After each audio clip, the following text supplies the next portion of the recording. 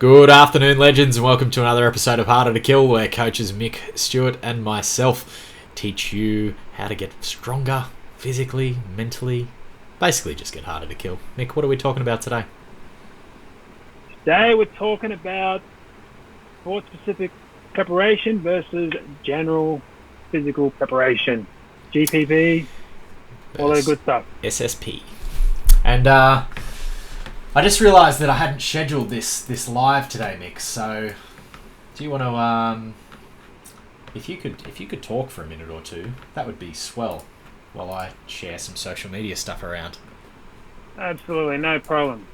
So, what are we talking about today? We're talking about what's the difference, because basically, reason we really want to talk about this is I've talked to a lot of people this last month about their training for obstacle course racing and everything like that, and everyone's getting tied up in the idea that you need to be doing specific training for obstacle course racing, especially obstacles. You got to get your hands on a chance to do the Olympus and all that sort of stuff. And this is a concept that I personally don't agree in. I don't do it. I don't train my clients in the way that they need to jump on obstacles, because that's the beauty about today. The beauty about being on the race day is if you've worked on your physical fitness and your ability to move your body through space, obstacles don't make that much of a difference.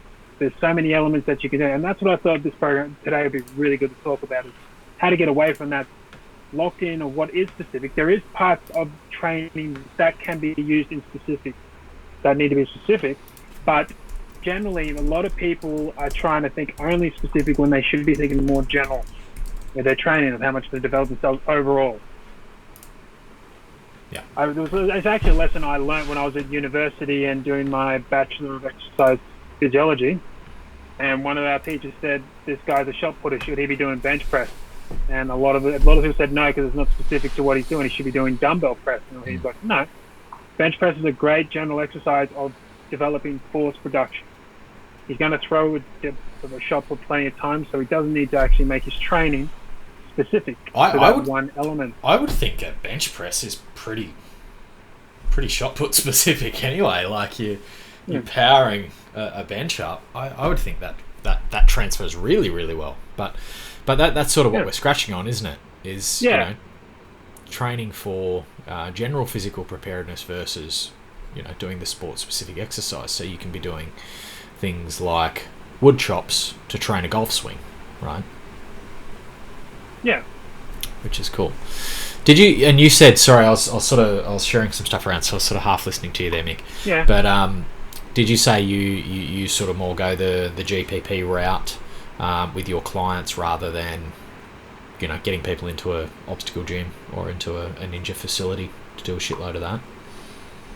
Yeah, absolutely. I mean, ninja facilities are great and all that stuff, but they are very specific in what they're training, whereas for obstacle course racing, ninja facility is not going to help you as much as you think.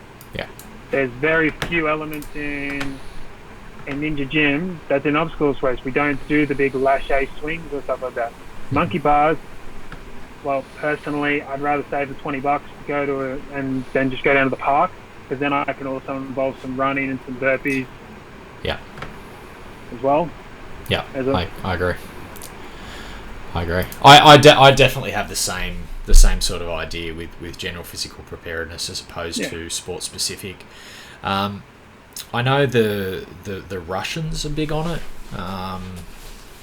The Russians train all of their athletes with GPP and then going into sport specific, especially like their weightlifters, so that will get them to do complete, you know, functional fitness training programs.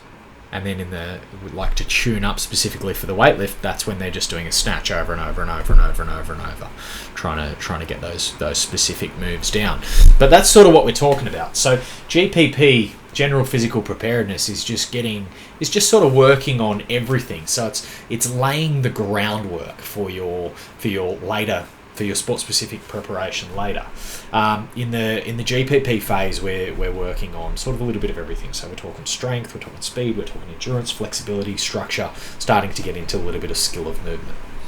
Is there anything that you know, do you have like a go-to GPP plan? Like if you start to work with a beginner client, Mick? Yeah, well, my first part of my GPP is we start with breath. Because, well, it's my thing. The breath is the biggest important piece. Me personally, is the most important thing you need to start with. That's the foundation, because it's literally the foundation of life. So, Yep. when I have clients that actually start with me, I take them through a full physical test. But each one of those physical tests start off with breath testing first. So I measure how they're breathing, how they breathe through their nose, what their CO2 tolerance levels are, so what they can tolerate in carbon dioxide, which is the stress molecule and all that sort of stuff. And then basically going into just typical movements first, body weight movements, how you move through the planes of motion and stuff like that as well. I always start from basically start from what we can first control, which is our breathing, then our movement, before you even have to bother touching a weight. Yeah, cool. And guys, if you are watching, give us a hashtag live, like a heap of people already have. Sean's here, Sam's here, Edith, Fonzie's here, beard on point. The beard's not very good. The moustaches are creepy, unless you're talking about your own beard, Fonda, which might be on point. Dora, oh my god, it's these two dudes. You're probably going to be live with me for yoga at 5 as well, Dora, so you're going to get like 5 hours of me talking shit live today. Funzi saying, love the new tee. Yeah. Yep. You have one. Funzi, you have one. Oh, I should have brought it in, but it's yours is pink. Yours has your name and it's got the pink logo instead. That was going to be a surprise that I just wrecked. I was going to give it to you at GC though, but you obviously can't make it up now, so I'll send it. Dominica's here, Cheryl's here, Dora's here, saying that she's going to be on the yoga later. So you started with breath, and then that being your biggest foundation, and this is what GPP is all about. This is about, and different coaches are going to have slightly different ways that they prioritize things. But essentially, it's about what should our foundations be? What should be the things that we work on first? I always make sure. So if somebody starts with me as an obstacle racer and they're looking to get into OCR, and they go, oh, I need to get a little bit better at running. I'm failing six obstacles a race. I'm doing this many burpees. I need to get a little bit better at running. I would rather go the GPP line of training rather than the very specific running. So for me as a coach, and different people will have different methodology and different sort of philosophy on this, but for me as a coach, I would rather get you stronger, more durable, a little bit more mobile, being able to move more functionally. That's going to mean you're going to get through a lot more obstacles.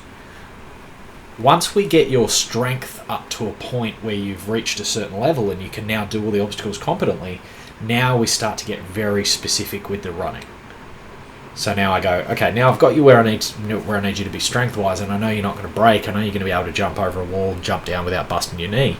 Now I can start putting all of our eggs into the running basket and start getting you running faster and faster and faster, or running longer, or being able to do a 12-hour hurricane heat without buckling. Is that something sort of similar to what you do, Mick? Absolutely, yeah, I like that. I mean, yeah, basically that. I chuck in a few things that I like. Like for me, I start getting them involved in some skipping work, just because it's great for the cardiovascular side. Some of the breath work I use involves it, and it then starts putting in that prep work for when we want to go running specific. But yeah, generally strength first, so they can actually, and not like mass strength, like being able to squat heavy and stuff like that, but being able to just move their body through space a lot more efficiently, as you said, going on the obstacles, and to the point that when you're ready, when that's all done, then you work on the speed. Yeah, for me it's super important. Like I look at, say, a beginner who's getting into obstacle racing, or let's say somebody who's just dipping a foot in the water and they want to improve. I go, what's the frontier that I would rather somebody be able to do? And there's a couple of ways that I measure it. So for me, would I rather run a beast in 2.5 hours but do 6 sets of burpees, or run a beast in 3 hours but do no burpees? And I'm like, I'd rather do no burpees because I'm gonna enjoy it a lot more. Yeah. That's just me. from a personal taste standpoint, but also just being a little bit fitter and more mobile, you're not going to get injured. You're going to be able to cop. Your body's going to be able to cop a lot more. And often where people, and you would have seen a lot of people, everyone probably knows somebody in 2020 who decided to become a full-time runner because they couldn't do fucking anything else, and they all picked up injuries. And part of going the GPP before we go the running is we can start to build a little bit of strength into the legs. We can start to build a bit of strength into the joints. We can do some mobility. We can work on making the body move how it's supposed to move, so that when we do up the running volume later, your body's prepared for it. Jenny's saying 3 hour beast, no burpees, definitely. Yeah, 100%. Fuck yeah. Burpees. Anyone who's... Yeah, that's the beauty part. I remember. What's that? I remember my first Spartan race. I wasn't caring about how long it took me. The first thing I thought about was, shit, I did this many burpees. I don't want a burpee free race first. Yeah. And I think it becomes a milestone, because it's not like you're going to park run where you're running the same route every week and you're like, I hit a PB, or I had a bad week, or I'm a minute faster, or I'm 30 seconds faster, and you can track these gains. Like, you're going to go to Spartan Gold Coast and you're going to run a route that's never been run through those mountains before. It's not going to be the same course as last year. It's not going to be the same course as when we were there last time. So it's very hard to say, well, last time I ran a 2 hour 40 beast and this time I'm going to go for a 2 hour 35 beast, because it's going to be a different elevation profile. They might send you through water straight into the rings, which means a lot more people are going to burpee. So a Spartan race is going to vary very wildly, right, from finishing times. Like, you can run something like an Oberon, which was fairly flat, and I think the elites were doing it in under 2 hours. I think an hour 50, or maybe even an hour 40. I think Janenga did it. So it's very hard to measure that up against a Bright Beast, which might take 2 hours 40 for the same person. Yeah. So one thing that I think people measure as milestones, people who have been in the sport and they're trying to do more and more, is, I got the rings for the first time, or I got the monkey bars for the first time, or I got the rope climb in the wet for the first time. Like, these are the milestones that we measure. So for me, as an OCR coach, I would rather get people completing obstacles. Absolutely. I think that's better. Yeah. You that can't... bloody spear throw, that's the one that throws you up. The fucking spear. I've got some spears in my garage. If anyone wants to come and do some spear training with me, let me know. And if you didn't see the video of me making spears with no safety glasses in my backyard with an angle grinder, let me know and I'll send it to you. Corey's saying I'd rather have a quicker time. Yeah, I definitely get that, Corey, but you're an athlete. So you're training to win. You're training to be on a podium. You're training to, we're pushing you into elites. Well, I shouldn't say pushing, but you're one of my clients, and we're taking you into elites, and that's what you're training for. I think for the sport of OCR, 80 to 90% of people aren't there to win. That's the really interesting thing about this sport, is everyone's sort of there for their own reasons. And everyone has their own story and their own backstory as to how they ended up on that race course. And they have their own demons that they're fighting, their own demons that they've overcome. So you definitely have the guys who want to be quicker. But Corey, you also run burpee free races. So it's not a problem. Yeah. If you were talking to me as an athlete, has he done a hurricane heat yet? Oh, I don't know. If you were talking to me as one of my athletes, Corey, and you were like, I'm really quick and I can smash burpees out quick, but I fail the rings and the monkey bars, I'd be like, well, we're going to make it so that you don't fail those rings and the monkey bars, because we're automatically just going to pick up 5-10 minutes a race just in that. So it's very much a sport of working on weaknesses. Well, but that's the thing, like when you're an elite, sometimes even taking the burpees would be a nice way to, instead of wasting your time. Like Oberon's transverse rope, that was so chalked up. If you were running an elite, you would have been better off just quickly smashing out some burpees and legging it on. Were people doing that? Did anyone do that? Because I know the line there was terrible. At that. A couple people did it. I was even playing at one point. I was thinking I could do the burpees. Yeah, because you've seen. I remember that time I did the burpees at Oberon when I lost the steer. I don't know, Oberon bloody right. Caught back up to you. because burpees are fun for me. They're pretty easy. So that's the thing. Sometimes you don't a burpee free race in the elite is not the same because you're just like, you know what, I can do this and get ahead rather than waste and blow out. I think it's very different in a beast. I think in a beast Yeah. you can throw a set of burpees in and still run competitively. I think the sports at the sprint, level yeah. the sports at the level if Yeah. you're burping in a sprint, you're fucked. You're not going to podium. Not in an elite. Probably not in an age cat if you're in a competitive age cat. Let's just run through some comments because I know you can't see the comments, Mick. Which I've got it up on the side screen. You're watching yourself live. Cool. Absolutely. Dora says, "I'll tell you which I'd prefer after my first race." Sam, same. My goal in Melbourne at my first Spartan, I didn't want burpees. Unfortunately, I had to do one set. One set's still pretty good for your first race, I reckon. Sam needs some spear training. Come down. I've got a few illegal weapons in my garage. Just don't tell the government. Corey reckons he'll do some spear training in a few weeks. Is that at Gold Coast? Is that where you're going to do your spear training in the race?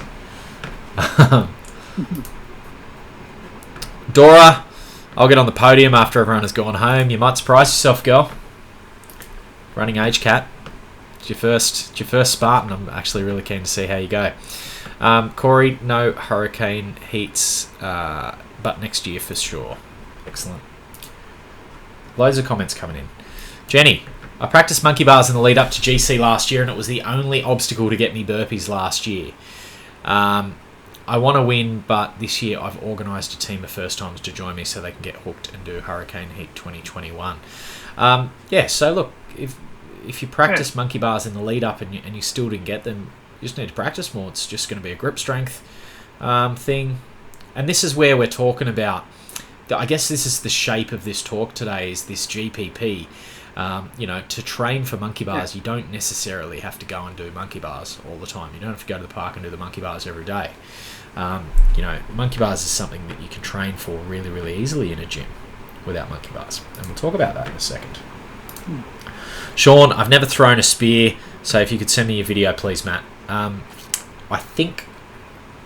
pretty sure I posted the video in the EMF Spartans group. I think Nugent, Brett asked me yesterday for it, and I posted it there, Sean. But otherwise, I'll dig it out after this live if you message me. But yeah, look, that's the thing about a Spartan spear throw. Nobody's fucking throwing spears before they run a Spartan race. It's not like, Bob, what do you want to do today? Let's go throw spears in the backyard. Like, that's not a fucking thing people do. So it's an obstacle that is supposed to fuck you up because you don't train for it. You got to get to a pretty. I actually get to throw in my backyard. But you're a Spartan. I've done some traditional spear throwing. I've done some spear for hunting. Oh, you're talking like Aboriginal type spear throwing? Yes, because that's my That's actually fucking amazing. Background. Yeah, that's actually amazing. I've got cousins that yeah. I'd like you to teach me that. Do you have they got like the thing that you hold that the spear like sits into? So it's like a fucking. That's one of the techniques. They usually use that for fishing. We usually use that for when we're trying to do like the spear fishing and stuff. Because you just get a little bit more power behind it, hey? I see them all the time at the dog park. They make these like plastic things that you pick up the tennis balls and throw. And it's like the same. What are they called, man? Do you know? Okay. I couldn't pronounce it if I tried. Cool. But yeah, look, very specific, right? For the most part, most people in, this century are probably not spear throwing. Most people are not catching their own food.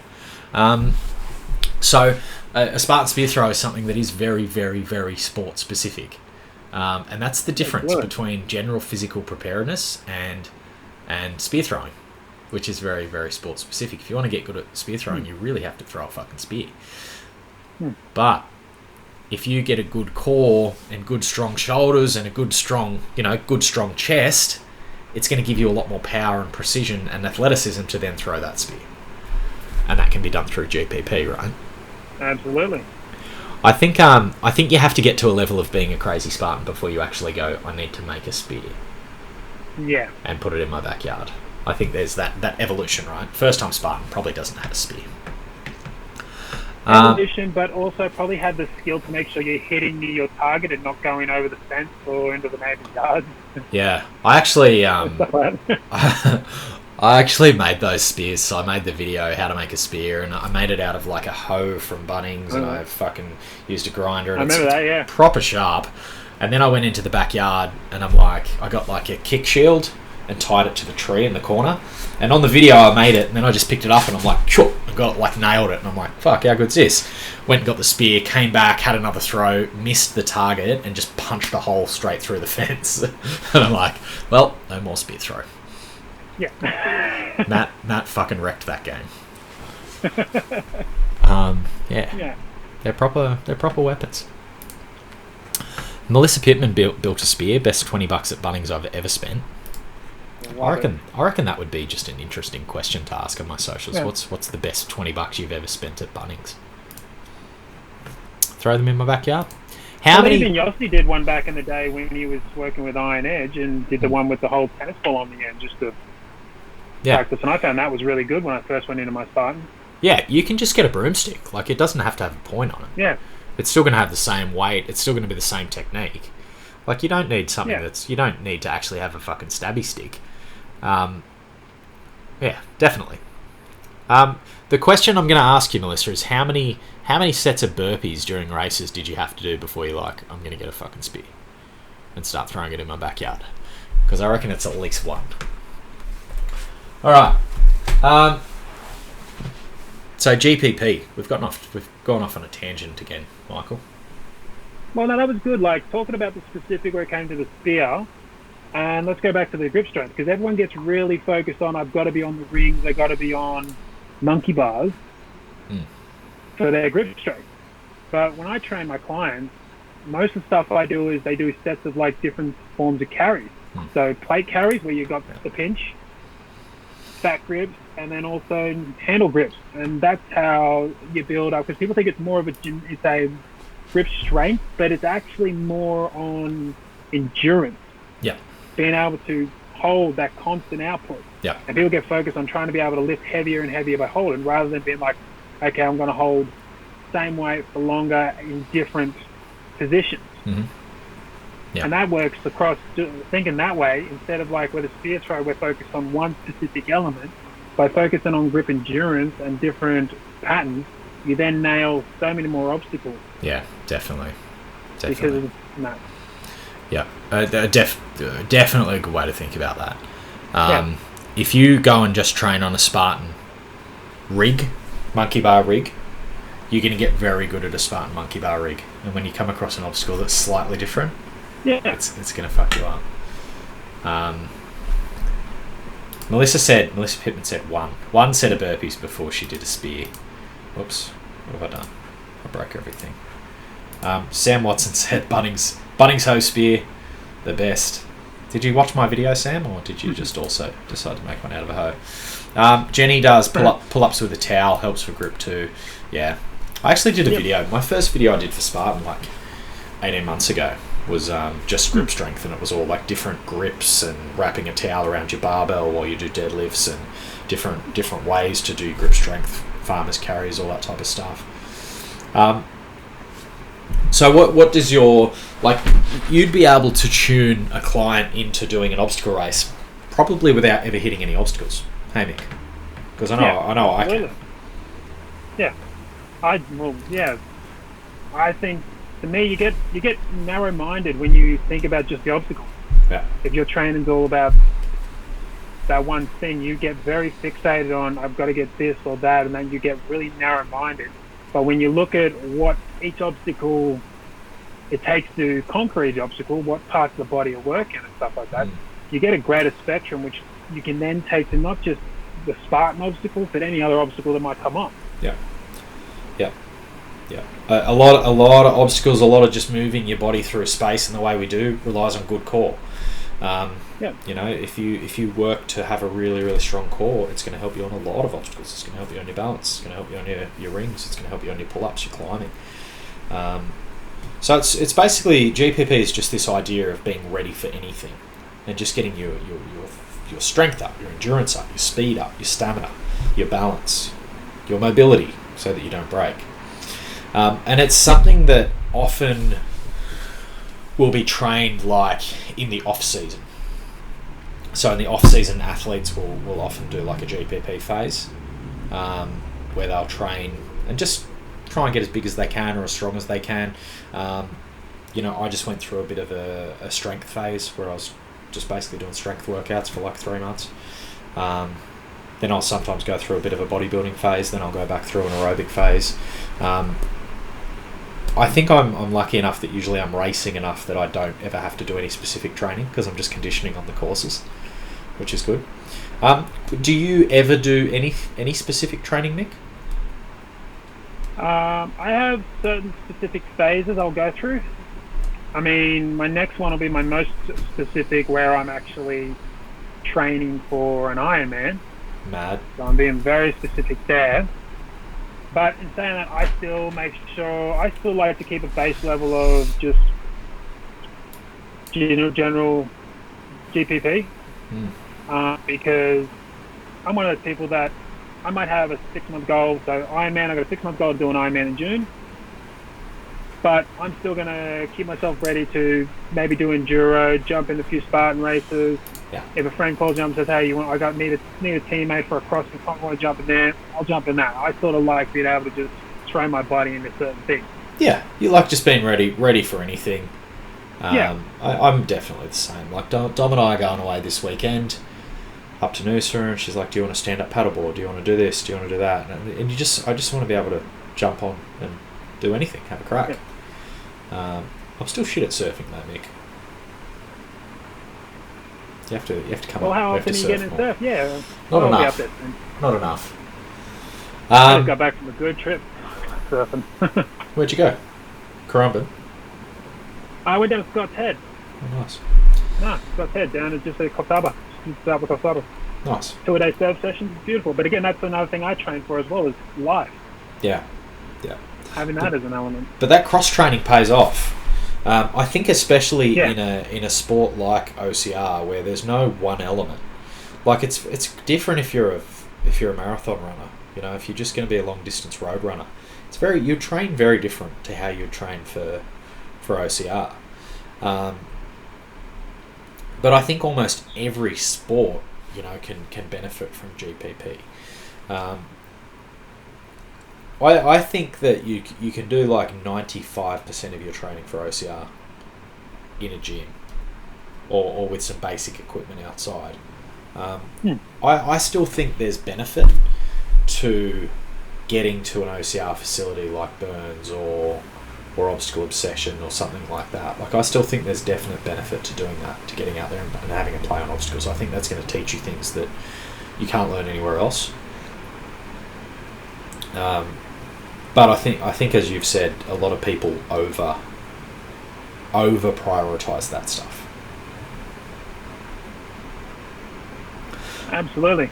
And yeah, those places are great because the thing is that I like about those places is there's creativity in it. A lot of the places that people think of now obstacle course stuff, they are getting tied in with the ninja stuff. And if that's your focus of doing that ninja training, it's not going to be as more beneficial as you think, personally, because they are a lot of upper body stuff. Yeah. A lot of moving through, like being hanging and stuff like that. Yeah. But there's so many more elements to the Spartan stuff, to an obstacle course racing, that they just don't do. Yeah. Heavy carries, the one, your farmers carries and stuff like that are big time. I mean, when you and me did right, how many people did we see we were there with the buckets having fun, having a good yarn, and there were so many people still putting stuff down, couldn't handle the load.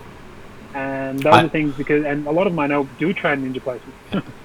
I think we're a little bit bigger than the average Spartans. I think the carries I can usually just throw Atlas stones on my shoulders and take them for a walk.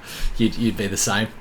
But that I think that comes down to knowing what you want to be good at, and this is where SSP is important. This is where sport-specific training is very important, because you only have so much adaptive energy a day and a week. You can only train so much. And we've spoken before about work capacity and how you can build that so that you can put more work in, because ultimately it's all going to be about volume. If you train 3 hours a week and you're a complete beginner, you'll get pretty good results out of that 3 hours, but eventually that 3 has to become 4, that 4 has to become 5. That doesn't mean that the sweet spot is 40 hours, but look at the guys who are winning these events. They're doing probably 20-30 hours a week, and they're doing, Liam McKenzie does like 2 hours of mobility a day when he's training full on. He does more mobility and recovery work than most people train. That gives you a bit of an idea of how important recovery is. But it comes down to what you specifically want to be good at, right? Because your body's ability to adapt to stimulus is a limited resource. You only have so much of that adaptation that you can fit.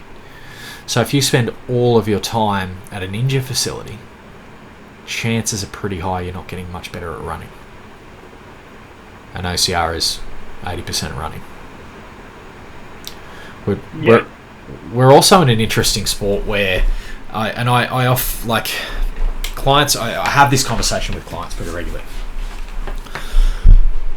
If you're somebody who's a bodybuilder, the goal is to get as big as you can. If you're somebody who is a power lifter, the goal is to get as big as you can. If you're somebody who is a runner, the goal is to get as fast as you can. Like, it's always about getting as big and as fast as you can. Whereas in OCR, we only want to get so big. Because if you get too big, you can't run as fast. You end up with dead weight. It's like running with a weight vest on, right? So you got to think about your training the exact same way. If you're spending time doing, a lot of time doing something specific that's not specifically helping you, it's a bad way to be training, right? Absolutely. What does your... I think we just had a bit of a bad connection there, Mick. But what does your specific... Yeah. When do you get specific with your clients? Generally, I like to get specific around the later phase. So basically, around the third phase, I usually break it up into 3 phases. On that, depending on if it's the second time through with me or not, or what level they're at. But again, my specifics could be, it also comes on what they're training. I could be specific because that's what they've come to me for. I get a lot of people that specifically come for breathing and move, breathing and running together. Then they want how to do both. So that's where I'll be specific. But if I'm taking someone from 0 to getting their first race done or getting their goal of doing a competition of some sort, it's not to the later phase I get very specific, because the GPP is the foundation. You need at least that foundation, and then even then, specific might be only 1 or 2 elements, because focus on too much specific, you still can lose. Yeah. A lot of them. Yeah, definitely. Yeah. I think it's got to be worked out individually per client. So you've got to look at where people are at, where they want to get to, and then say, do you have those foundations that we need to then take you further? So it's like foundations, right? It's like the foundations of a building. If your foundations aren't good, you're not going to be able to build up high later. So if we don't have the right foundations from a GPP standpoint, you're only ever going to be able to go as high with your specific stuff anyway. You're going to get held back. And that's really the way that you have to think about this. So often when people come to me and they're like, I want to get better at running, I'm like, okay, that's great. We're doing fucking deadlifts. They're like, but I want to get better at running. It's like, yeah, but you're not very strong. You're not very strong in your glutes. You're not very strong in your legs. You can't, if we just dramatically up the running, we're probably going to have problems, or you're going to be limited by how fast you can get. So it's super important. Absolutely. Sorry, Mick. Say somebody doesn't have a coach. Where should they start?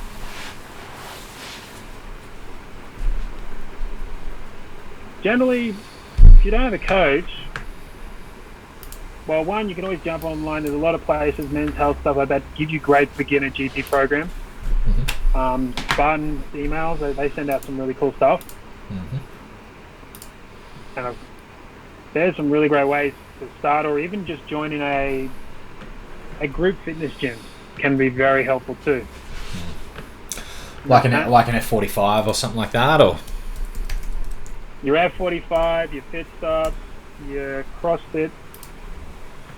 You can, like a CrossFit program, a CrossFit gym is not a bad gym when you want to use it for GPP. So when you can get, if you get lost up in that thing, it can go another way. But these places all have great general variety program to get you started and get you going in a direction. Yeah, definitely. I just saw Sean's comment asking about is there an obstacle course on the Gold Coast I could go to next weekend and have a go. I'm actually just digging around for you, Sean, to see if Obstacle Obsession are doing anything. But I can't see anything on their page, but I'll write that down. Leave it with me. Do you have sort of do you have benchmarks that you know you need to get clients to, like from a GPP standpoint, Mick? Absolutely. Yeah. I've got the basically physical test benchmarks where I get to see where they're at, and then I have certain energy production ones where I like to see where they're at. Yep. Which then allows me to see how close they are to getting that next phase up. Yeah, cool.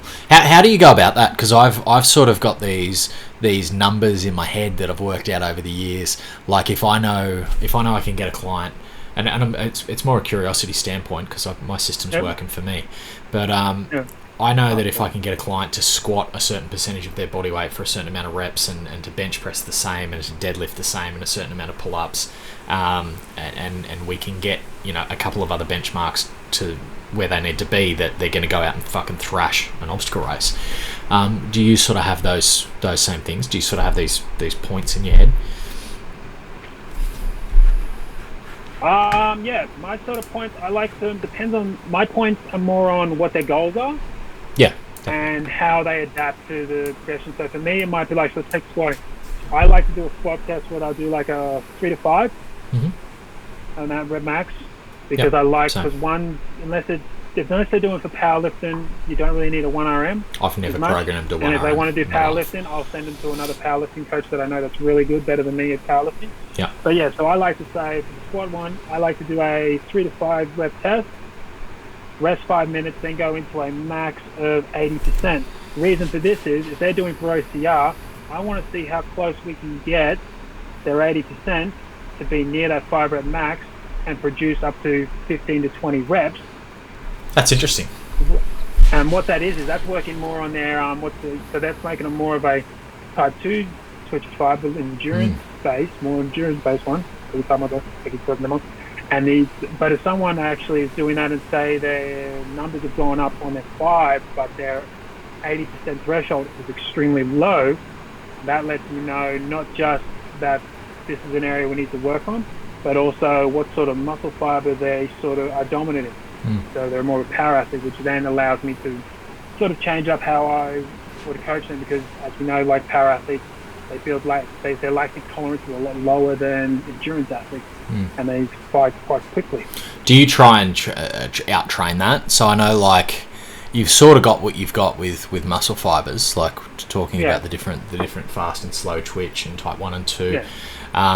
But I know that you can change it.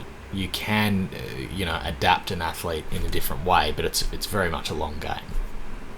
Yeah, and it is, and that's what I use this for. So this will let me know if they're a fast twitch muscle fiber. I know I'm going to want them to do a lot of smaller sets, like even like let's say 10 sets of 5. Yeah. Whereas if they're a slow twitch, I might tell them I want them to do only 3 sets of 20 and stuff like that. Volume's almost the same, percentages will be different on the weight, but because of that, that's how they slow, and that will slowly adapt to making that faster twitch fiber more bigger in the rep ranges as they go, because of the shorter reps and that. So that's where your cluster sets come in very handy, and this is how I use my benchmarking for it. Yep. Yeah, cool. I did make a note, Sean, so I'll see if there's anything happening next weekend. Candice is live over in Hawaii. What time is it over there? Dora, need to focus more on doing obstacle style training a couple of times a week. PT by 5, calisthenics by 2, and my program. We'll talk to you, Dora, and we'll try and get you a little bit more focused. You're doing a lot, which is okay if you can handle it. It's okay if you don't burn out. Matt Fraser trains like 3 or 4 hours a day.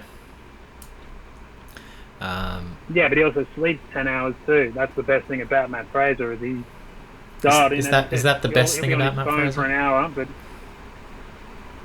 personally, I love that for him because when you've got the guy who's got the win in 5 times and he's telling people, dude, I will sleep 10 hours a day, I will recover 2 hours watching television, rolling out the entire time. Yeah. This is going to get people to start thinking of that because people think about mobility and just the recovery side, but you produce more muscle fibers when your more muscle fibers can move, so that gives you more power, gives you better output. Sleep's so fucking important too. Ben Greenfield said the other day. Ben Greenfield did a post, and he's like he's the best biohacker on the planet, probably. He said, what's my recovery go-to? Sleep. That's it. Just fucking sleep. Make sure you sleep well. Make sure you're hacking your sleep. Make sure it's good quality. That's better than any other supplement or anything you can do. Another thing is Quinton Gill, guy who won Raw Challenge, guy who won the Spartan National Series 2019. Lovely Canadian fellow. I chatted to him last week. He sleeps like 9-10 hours a night as well. Swears by it. Yeah. Like everything is about sleeping enough. Mate, after the week I had of just surfing twice a day and stuff, and then coming back, driving all the way back, yesterday was literally wake up, had a feed, went back to sleep, woke up, had another feed, went back to sleep. That's awesome. I did that for a full day recovery because I spent so much time just surfing and moving around for an entire week. Because each surf session was about a 2 to 3 hour set. So yeah, I spent a lot of time in that water, not eating enough, so it was just hammering. And I love it. Best recovery. Yeah. Let's talk about, from a GPP standpoint, how people can get ready for obstacle racing. So, and I think we might have like a you go, I go. So if I want to train somebody for monkey bars and we don't have access to monkey bars, we look at what is this movement that's happening. So we need to have shoulder strength. We need to have shoulder mobility. We need to be able to move. We need to be able to pull. So we're going to be doing things like face pulls. We're going to be doing things like assisted pull-ups. We're going to be doing things like rows. We're going to be working our grip strength so that we can hold our body weight. We're going to be doing things like farmer's carries. Farmer's carries are great for grip strength. And that would be how I would get somebody for monkey bars and rings. What's some training that you've done, say, that might be a little bit unusual for a specific obstacle, Mick? Well, speaking about the monkey bars and all that sort of stuff, I also throw in bicep curls with holds, because then I'm tall and those rings are low. Yeah, so you gotta. If I have a straight arm, my knees are tickling the grass. Yeah, nobody likes and tickling knees. If you've got a nice official, they'll let it slide. But if you've got Jim Bullard, you're fucked. He's gonna get you. And I love him for that. Or if you've got Mick Stuart at ARIC as a cryptayer. Oh yeah. But for me, so not just doing like bicep curls because curls get the girls, of course, but the hold. Again, being able to hold that position, because when I have to go like this, I'm just too big for it. Yeah. The other thing is hip flexor work. So doing like what I call a psoas march, where I'll put a booty band around the bottom of my feet, lying in a like sort of on my back, ass off, and I'll bring them up to my chest. Oh yeah, basically stretching out the band like that. Yeah. So because hip that's flexor work. working my hip flexors. Because when you're doing monkey bars as well, so that if you can do the opposite leg like you would when you're running, that can actually help build that direct speed instead of. So you're talking about. But then it also comes actually training that cycling leg movement that's sort of offsetting the hands. Yeah, the bicycle sit-ups is a good one, but I like this one because it puts a little more pressure on the hip flexor, which pays dividends for, well, the slow hours especially, and it pays dividends going across to the run as well. Yeah, cool. It's interesting. Have you guys got any questions? Everyone's just sort of passively watching. We don't really have a lot of questions rolling in. But if you guys have any specific obstacles that you need to train for, or that you particularly struggle with, and we can maybe give you some tips and tricks on how to train in the gym for those obstacles, so that you crush them on race day. Because it's not always practical. Like I saw people in some people in the Spartans of Australia group the other day. They were talking about being up in Cairns or Townsville way, and just said, where do you guys train for OCR? Because there's nowhere up there. Yep. So it's a difficult thing. If you what do I think of calisthenics? Calisthenics is great from a beginner standpoint. Calisthenics is great. I think it gets to the point where if you want to get good, and I used to be able to flag, I used to be able to do a front lever, I frequently am doing handstand holds and stuff like that, walking around on my hands. So like I like calisthenics. You'll often see me doing like archer pull-ups and stuff, but if you want to get good at calisthenics, it's going to take a lot of specificity, training just calisthenics, and it's probably going way more than what you need for OCR. So if you're doing calisthenics... Not to mention, it's not going to help you. What's that? Not going to help you on those carries. Wouldn't help you on those heavy carries. 100%.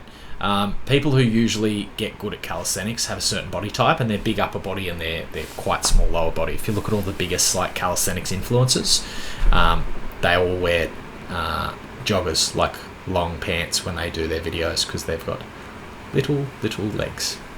And no ass. No ass. Because it's weight, right? When you're doing all of that shit, when you're doing front levers and holding a plank and stuff, the heavier your legs are, it's just dead weight that you don't need. So it's about specificity, and that's sort of what we're talking about today. Do I like calisthenics? Yes. Yeah.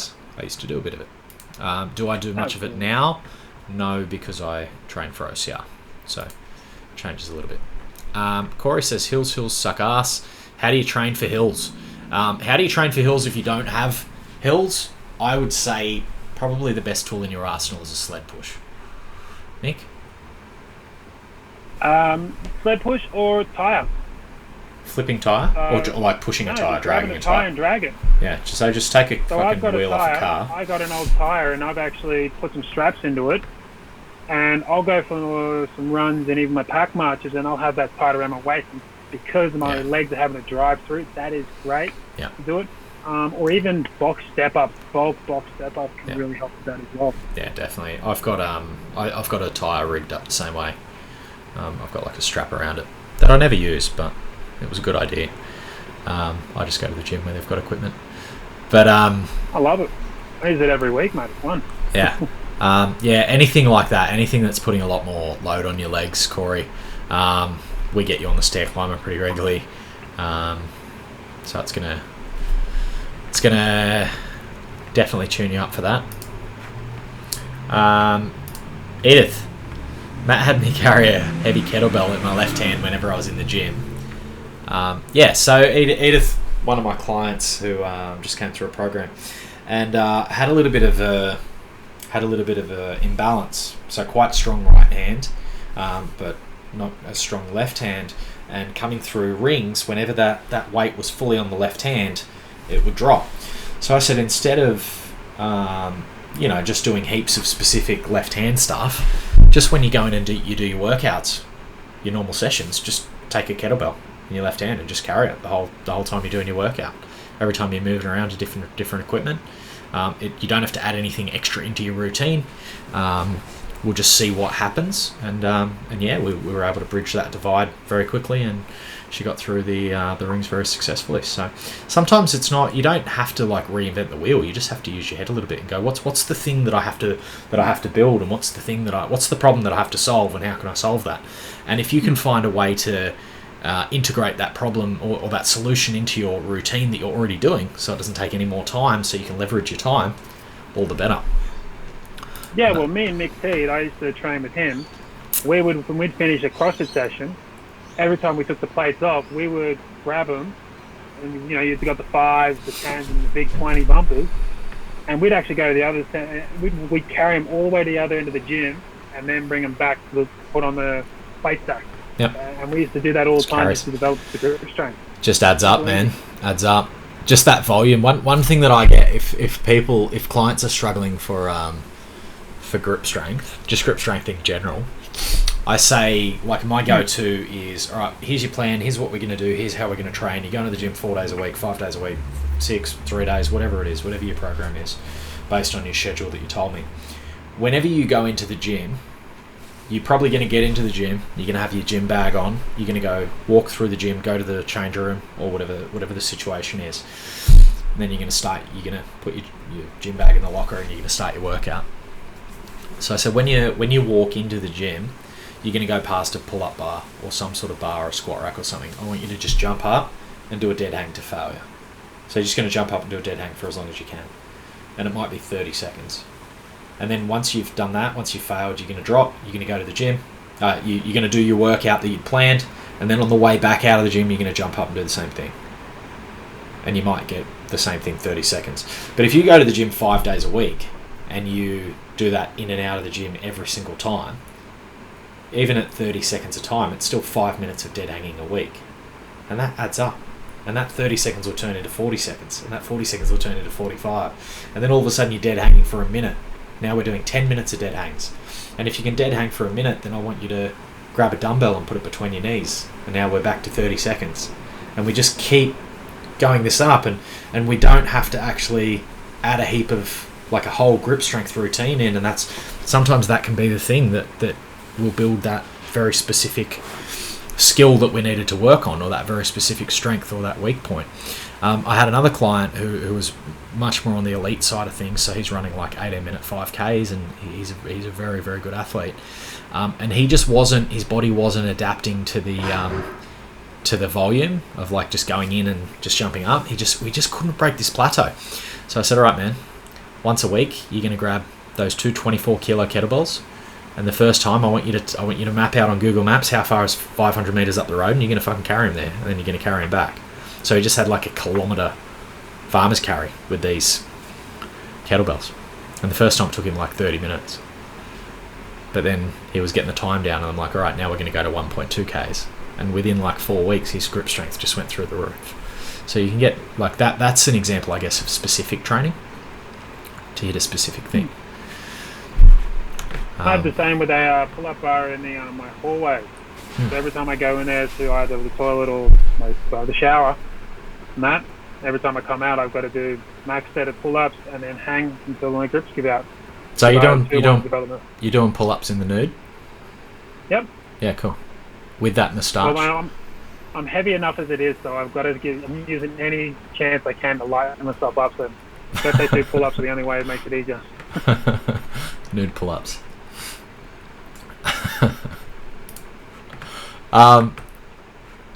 Candice is saying yes, most of my weight is lower body, and I'm short. What can I do to practice for obstacles where it is tall and no way to use my lower body?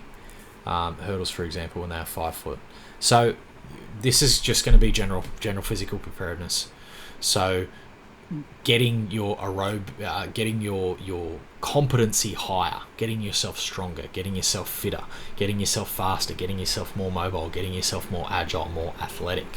I've got a couple of my partner Dominica. She's tiny and she can get over the big walls and big stuff. So it's just going to be a fitness level of where you're at. So definitely I would be going general physical preparedness, Candice.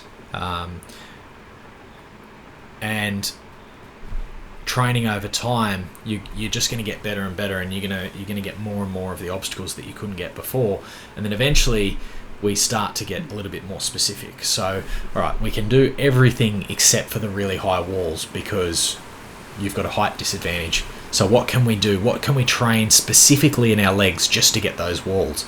But I wouldn't cross that barrier until I'd gotten you strong enough to get through the rest of the race. So that wouldn't be the thing that I would address first. I would go the GPP route first. I would get it so that you can get across the rings, across the monkey bars, do all the carries, do everything else, and then that would be like the last frontier. What are your thoughts on that? Yeah, I agree with that. I mean, if anything, I'd say the one thing she could be focusing on is power. So jumping. Your vertical jump is just Player. if your height's limiting. Now, when I mean vertical jump, like box jumps and stuff like that, I don't mean doing 50 and 30 reps of them. Doing good old-fashioned 5 sets of 3 to 5. Yeah, proper power sets. Aiming for a height where you land in a power position. So there's a universal power position where it's like, think of it like a half a squat. Yeah. That is a great The universal power position. Not That sounds like a porn stance. And then you said half a squat, and I'm like, that's still a porn stance. Yeah. All right. We'll go to the next. Can you demonstrate the porn stance? Porn stance. All right. So. Yeah. This is a good universal power position. Everything's engaged. My ass, my legs, and I'm upright. Perfect. The worst thing I hate seeing is when you see box jumps and people going, oh, look at me, I just jumped so high, but you watch it and they are literally tucking to the point that they're folding under. That's not a demonstration of power, it's a demonstration of flexibility. If you're with these obstacles, especially being vertically challenged, you're going to want to be able to develop that vertical jump. And that's going to really help you, but that's still also going to help you in also build from so many other things as well. Yeah. And if you find your upper body is a weakness that you can hold, your strong legs can help. Like, let's take a wall. If you're going like this and you've got a good enough core and leg strength, you can tuck a foot over and use your hamstrings to help pull you up while you're holding with your hands to get over. Yeah. I with my program, so usually if I have somebody start with me, always we're going to grade where they're at. Always first we're going to work out where's your starting point, how strong are you, how fit are you, what's our strengths, what's our weaknesses, what are you capable of, what are your goals, and we work out, you know, what have you told me you want to achieve, where are you at? Look, sorry, now you guys can see me. What have you told me you want to achieve, where are you at now? This middle bit is the program, right? Usually if I'm working with what I call beginners, my first program is I call build, and it's just about building that strength usually. My second program I call stabilize, which is all about imbalances and getting a little bit more stability. Start doing, you know, single leg stuff, Bulgarian split squat, stuff like that, and we start getting into running a little bit more. My third program is where I'd go into power.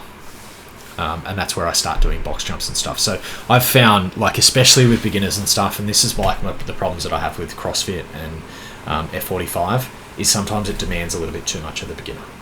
And you're in a competitive environment where you feel like you have to keep up with the rest of the herd, and sometimes you're demanding things of your body that it's not ready for.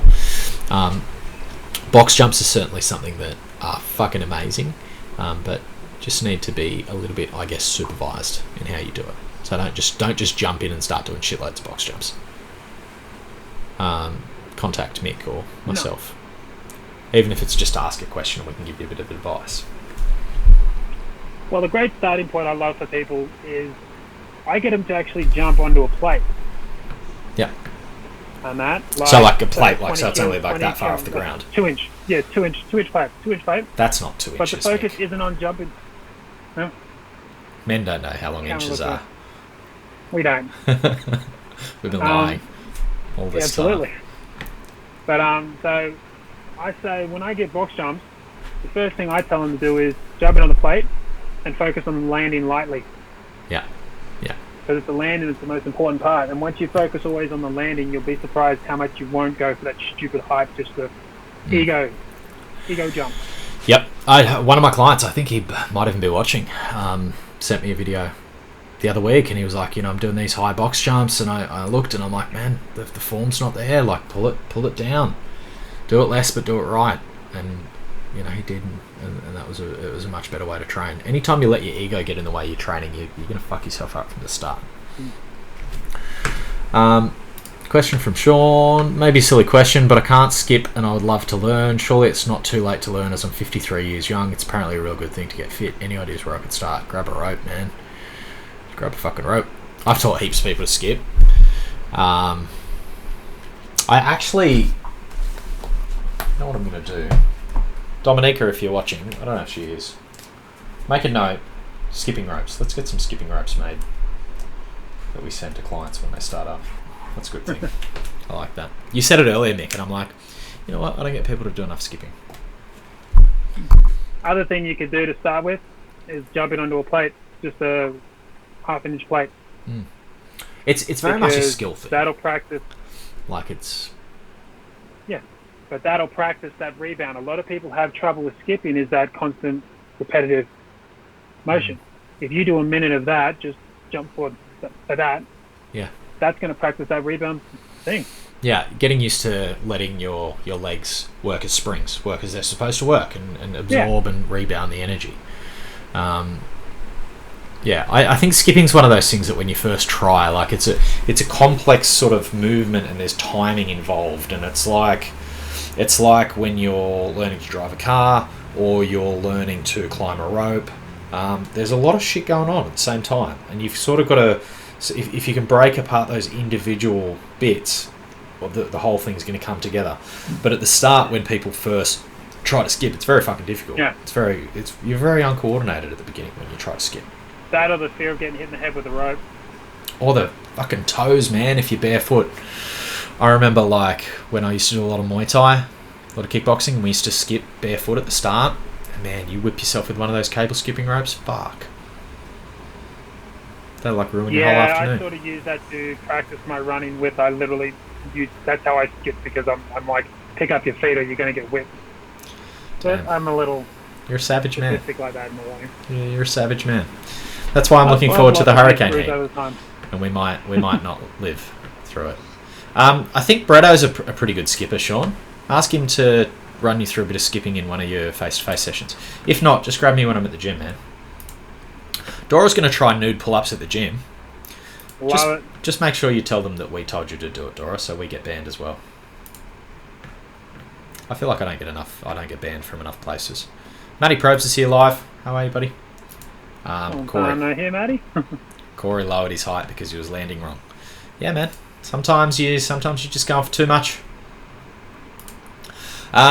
Is that a new OMR collared shirt? Can I order one? You can't order one. You cannot order one of these. These are my staff shirts. So you're going to see myself and Funzi and Dom and a couple of others running around in these. But you know what? I had a lot of merch coming. I had a lot of merch that was sort of in the design phase that was going to come out in like April. And then COVID popped up. And I'm like, fuck. All that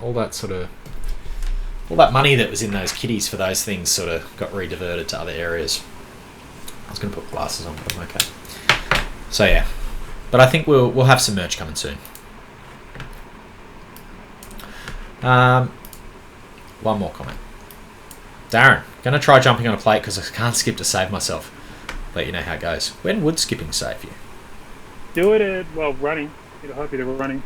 True. That'd save you. Running saves you from things. Do it only for a minute at a time. Do a minute on, minute off. That'll do, because it's going to burn your calves like...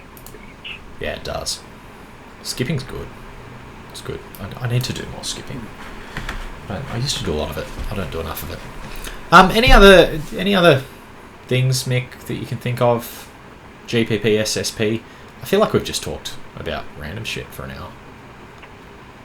That's the perfect thing about it. This is what people need to be thinking. They don't need to be so specific on it, especially for this OCR community. Yeah. And stuff like that. I hope this has actually got them to think a little outside the box and think. Yeah. Get out, flip a tire, do some fucking weird shit.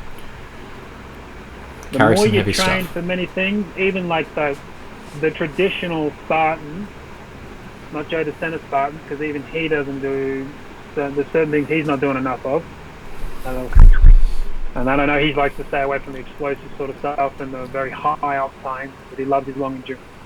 The more GPP you can do and really grow your tools, the more indestructible you're going to be. Like the original Spartans, they trained for everything. They didn't just train for battle, they trained to work, they trained to help around the land, carry crap, kill stuff, all of it. And that's the thing to do. Yeah. And it's just transfers to a lot of other things. Like if you do want to jump on a bike, or you do want to jump on a paddleboard, or you know, if you want to get out and do some different things, do some hikes, get out and do different shit, and that will transfer really well to OCR. And the more adapted you are, the better. Like, perfect example. Did you watch any of those the glimpses that they did of the Spartan Games on their stories and stuff like that? And the chats with Matt he was having with the athletes. Yeah, I watched a couple of Matt's lives, or a couple of his chats that he did with a few of them, and I watched. I think Hunter McIntyre did a live with Hepner. What's his name? CrossFit guy. Yep. Yeah, he did a live talking about it, so I was watching that as well. Yeah, and one thing I liked about like that, you had Ryan Atkins and those guys were very Spartan specific. Were actually finding complaints in like the scoring and stuff like this, because even Ryan said he had to work tooth and nail for everything because he doesn't use weights or anything like that, and there was a heavy deadlift and stuff like that. But even like his partner Lindsay said, I've never deadlifted this, but a marathoner, a professional marathoner that was doing it, came in and did the deadlift like it was nothing. It's like, okay, well then she's doing marathons. You would think you would have, and this goes to show, when you get locked in on a certain way of training, when someone throws you that curveball, like, hey, COVID comes in, we're going to make you do a Spartan thing. Oh, now there's some real heavy weights and sort of stuff. Yeah. The people that were really not liking it were the ones that were very specific on just their bodies. Yeah. I think if you're an elite athlete, a lot can be said for specificity.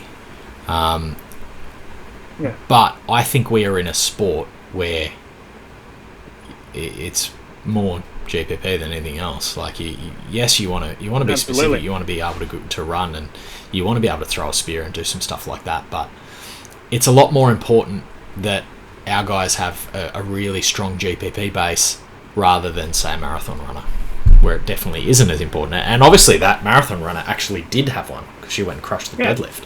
So, she's obviously been reading all the Russian strength training books that really highlight this stuff.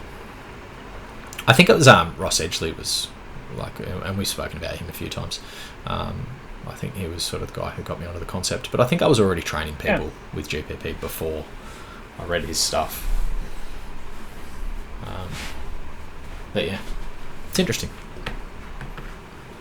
I think this has been a different episode of Harder to Kill too. I think this has sort of been us talking about coaches, about how we do things, rather than sort of different aspects. I don't know.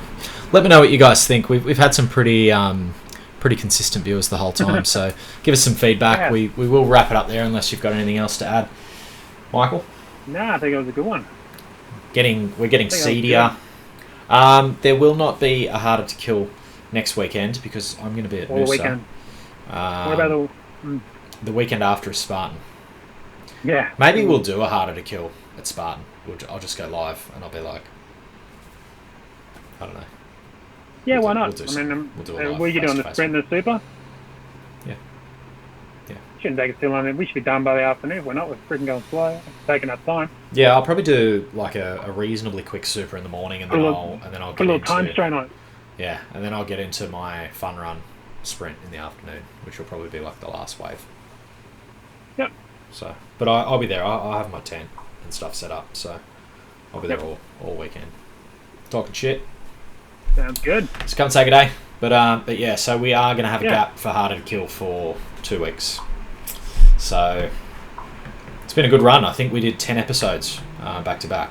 So let us know, either message Mick or myself, or email me, or however else you want to contact me, and let me know what topics you guys want us to talk about next time. Yeah, absolutely. Let us know, guys. I'm enjoying this. Is a lot of fun for us. It is. A lot of people are loving it. Sam's loving it. Yeah. Sam's loving it. Dora, Cheryl's saying thanks. Sam, Jen saying thanks. Good luck at GC. Edith says thank you. Maddie says go live at the spear throw. Maybe. Catch the rest later. Going for a run. Long run. It's currently 36. Enjoy your long run, my friend, in the heat. All right, no worries. We'll see you guys later. Catch us. Later, guys.